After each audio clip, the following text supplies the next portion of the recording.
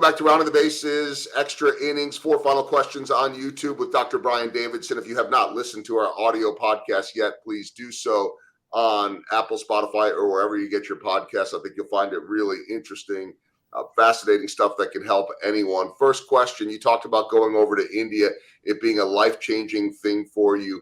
What struck you the most? Because I know that that's something that has stayed with you forever.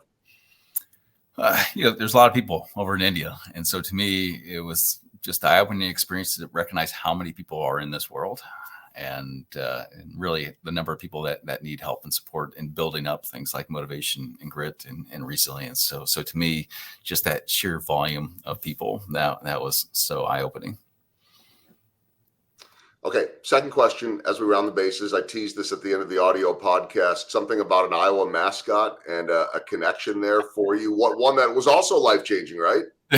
For sure. So little inside information here. My wife is a former mascot, Herky mascot from University of Iowa. So when we started to date, so we were about 3 weeks into dating, our junior year of college, and she drops a bomb on me and says, I want you to know I'm actually trying out to be Herky. And I was like, really? I did not know actually girls even do the mascot thing. She's like, yeah, I'm gonna go for it. I was like, awesome, let's go for it. So she ended up becoming Herky, had an absolute blast doing it, coming out on football games and coming out and waving the flag around and going to basketball games, doing all that. She absolutely loved it. And Herky made an appearance at my sister-in-law's wedding, in fact. And so a lot of good stuff has come about from the Herky days.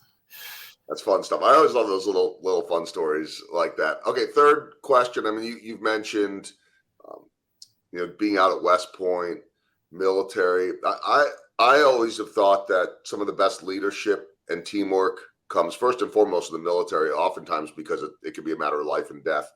We talk about sports sometimes like it's life and death. It's not, but yet those teams are so important. And I think all businesses need that as well.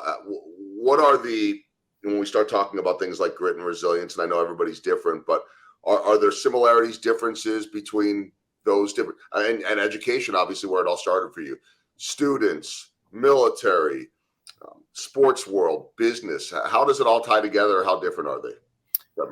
I'd say the biggest thing that we've learned is younger populations, Joel, are scoring quite a bit lower than what we're seeing with the working populations that we're assessing. So a lot of these college age students, mostly undergraduate students that we've been doing work with at different institutions across the country, those scores are significantly lower. And specifically, we're finding like the self-awareness piece to be quite low. And that's all about that sense of identity. And I think the social media component is probably a big reason behind this, is so many students are looking at everything on social media and they're looking at themselves and saying, well, I'm just not meeting up to society's standards of excellence, right? I'm not succeeding in life. And so that sense of identity is really taken a hit in a lot of those students. We're also seeing conscientiousness to be quite a bit lower. This is that attention to detail, procrastinating piece.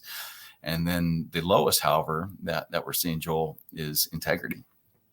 And I don't quite have a good explanation for what's going on, but we are seeing it, in fact, significantly lower than I would like to see, but what we're seeing with regards to a lot of the other populations that we're doing work with. And the question is why, what's going on here where all these younger students are not feeling like they're doing things the right way and being honest and trustworthy, and then trying to do good in people's lives and avoiding doing any harm. So that will be something that we continue to try to figure out here in the years ahead.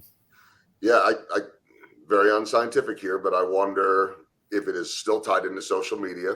And I wonder how much of that is even pandemic related, because all those kids that are now coming into the work world and the workforce now were oftentimes in their homes,